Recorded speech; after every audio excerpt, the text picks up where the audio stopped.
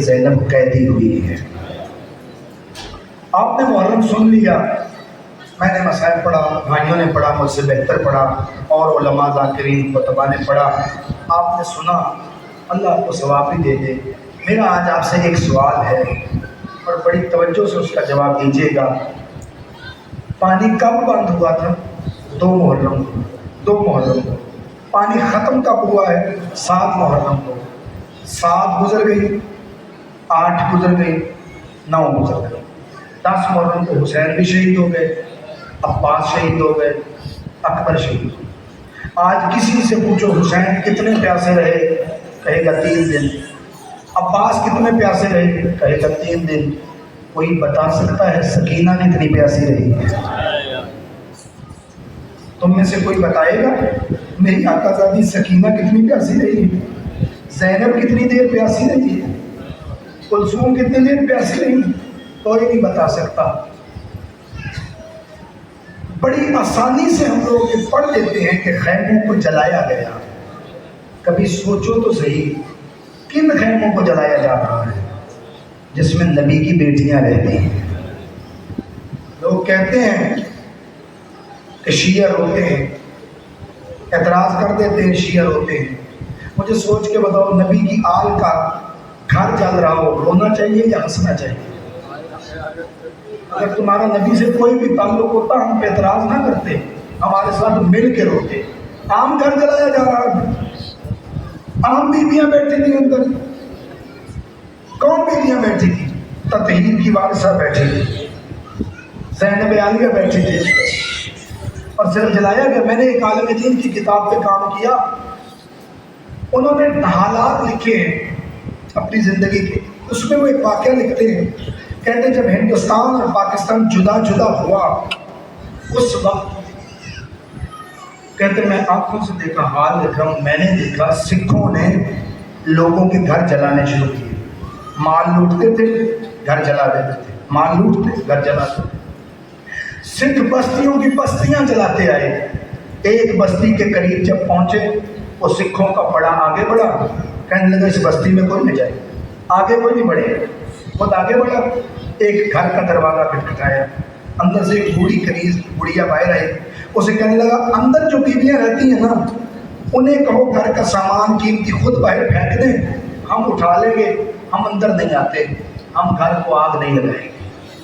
انہوں نے سامان پھینک دیا، اٹھا کے آ گیا۔ وہ دوسرے سکھوں نے پوچھا کیا ہوا، سارے گھر جلائے، یہ کیوں نہیں جلایا؟ کہتا میں نے سن رکھا ہے اس گھر میں سیدزادیاں رہتی ہیں، میں نے سنا ہے ادھر نبی کی اولاد رہتی ہے۔ میں سکھ ضرور ہوں، میں نے کلمہ نہیں پڑھا، اور میں اتنا بڑا گستاخ نہیں ہوں کہ محمد کی بیٹیوں کا حیا نہ کروں۔ وہ کیسے کلمہ گو تھے جنہوں نے محمد کی بیٹیوں کے خیموں کو جلا دیا، علی کی لاڈلیوں کے خیموں کو جلا دیا، اور خیمے جل گئے۔ بیویاں ایک خیمے سے دوسرے خیمے، دوسرے خیمے سے تیسرے خیمے، تیسرے خیمے سے چوتھے خیمے، جب سارے خیمے چل گئے، اور آپ کیا سمجھتے ہیں بی بی عالیہ کی چادر کو ہاتھوں سے اتارا گیا؟ روایتیں کہتی نا، نیزے کی انی سے اتارا گیا ہے۔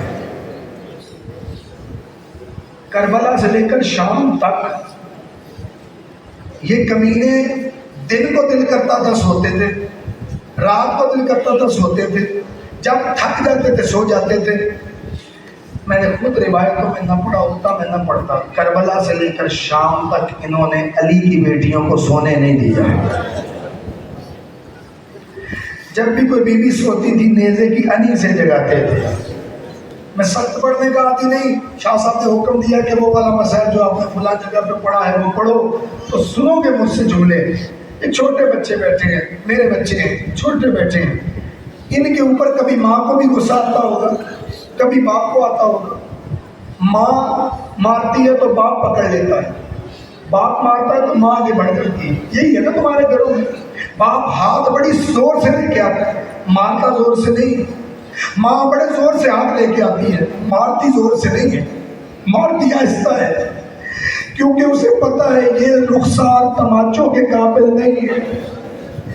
مجھے یہ بتاؤ 4 سال کی سکینہ تماچوں کے قابل تھی؟ میری آقا زادی 4 سال کی تماچوں کی قابل تھی. یار نہ روتے شیعہ, کوئی قیامت نہیں آ جاتی. شیعہ نہ روتے, لیکن سوچ کے بتاؤ تماچوں کے قابل تھی. شمر نے صرف تماچے نہیں مارے, کربلا سے لے کر شام تک بی بی سجاد سے ایک بات کہتی رہی, کل شمر اللہ تضرب الصوت علی وجہی. سجاد اس سے کہو مجھے تماچے مارے, تازیانے نہ مارے. معمولی ظلم ہوا علی کی بیٹیوں پہ, ہنسنے والی بات ہے. چند جملے تبرکاً سن لو, اللہ جانے میں کتنا پڑھ پاؤں نہ پڑھ پاؤں, دل پھٹتا ہے یہ مسائل پڑھتے ہوئے. روایتیں کہتی ہیں کہ خیموں پہ حملہ ہو گیا, خیمے جل گئے, بیویوں کی چادریں لوٹ لی گئی. میں نے آیت اللہ بشیر نجفی دامت خود پوچھا, میں نے کہا آقا بتائیں جب بیویوں کی چادریں لٹ گئی تھی کیا بیوی خیمے سے باہر چلی گئی؟ آقا رونے لگے, رو کے فرماتے ہیں بیویاں باہر نہیں گئی, بیوی نے جلتے ہوئے خیموں کو اتارا ہے, جلتی ہوئی چادروں سے پردہ بنا ہے. میری بیٹیوں پردہ معمولی چیز نہیں. کربلا سے لے کر شام تک کے حالات پڑھو, سفر بھی کرو.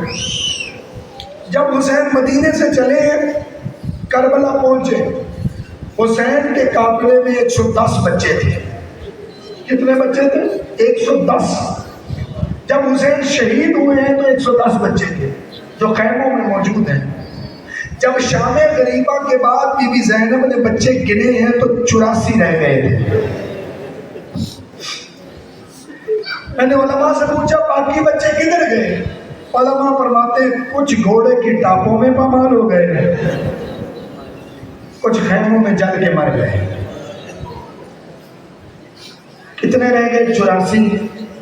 کربلا شروع ہوئی 110, شام غریبہ کو بی بی نے سنے تو 84.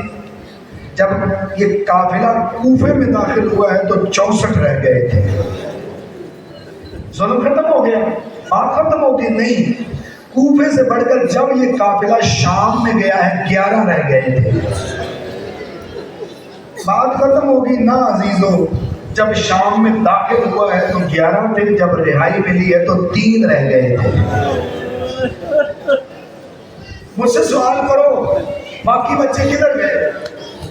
ماؤں کے ہاتھ پابند تھے. علی کی بیٹیوں کو کیوں پابند کیا گیا؟ تم زیارت پڑھتے ہو نا, السلام علیکم یا رسول اللہ, السلام علیکم یا ابا عبداللہ. یہ کس کی سنت ہے؟ جب میری آقا زادی کو قید کیا گیا ہے, بی بی اتر تو نہیں سکتی تھی, انگلی کا اشارہ کر کے کہا بھائی آخری سلام, اگر واپس آئی تو تیری لاج پہ رہوں گی, ضرور تیری قبر پہ رہوں گی. جب آقا زادی کو سوار کیا گیا ہے, بے پلانے اونٹوں پہ سوار کیا گیا ہے. آپ لوگوں نے بڑی آسانی سے سن لیا بے پلانے. آپ جانتے ہیں اگر اونٹ پہ پلان نہ ہو تو حالت کیا ہوتی ہے؟ حضرت ابو ذر کو غریب ربضہ کہا جاتا ہے.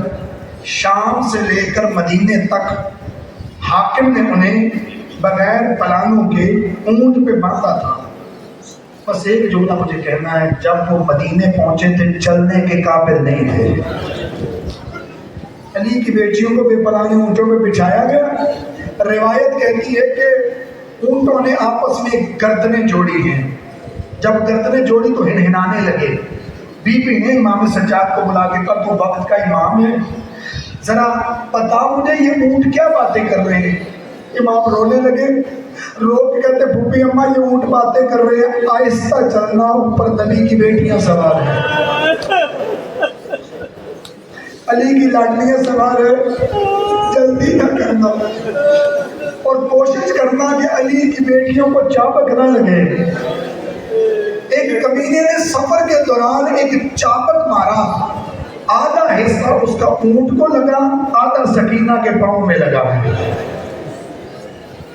تو میں اپنے سوال کا جواب دے دوں, بچے گئے کدھر اور بات تمام کر دوں. ماؤں کے ہاتھ پابند ہوتے, بچوں کے ہاتھ ماؤں کے گردنوں میں ہوتے.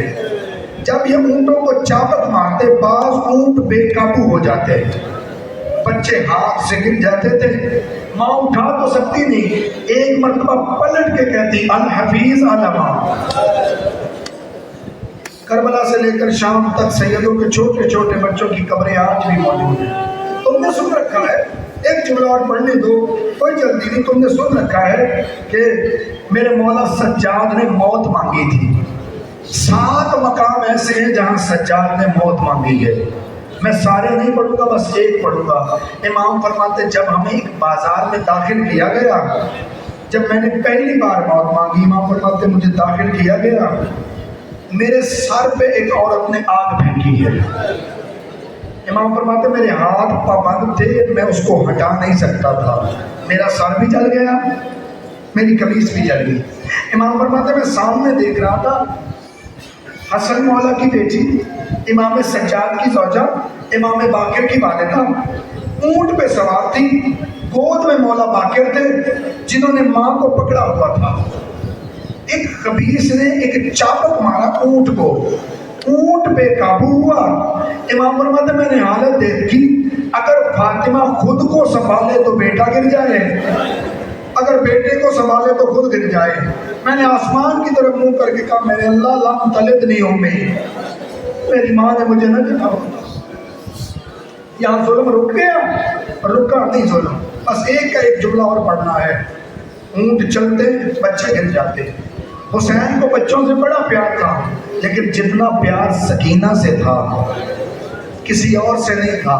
ایک مقام تاریخ میں ایسا آیا ہے کہ یہ قافلہ رک گیا، حسین کا نیزہ آگے نہیں بڑھ رہا، جس نیزے پہ سر حسین تھا آگے نہیں بڑھ رہا، کمینے نے چابک اٹھا کے پشت سجاد پہ وار کرنے شروع کیے۔ بتا تیرے بابا کا سر آگے کیوں نہیں جاتا؟ امام اٹھے، امام نے فرمایا تمہیں پتہ ہے میرے بابے کے سینے کا سکون، میری بہن سکینہ پیچھے رہ گئی ہے، پہلے اس کو لے کے آؤ۔ روایت کہتی ہے کہ یہ لوگ، اس خبیث نے کہا کوئی نہیں جائے گا، میں سکینہ کو لے کے آؤں گا۔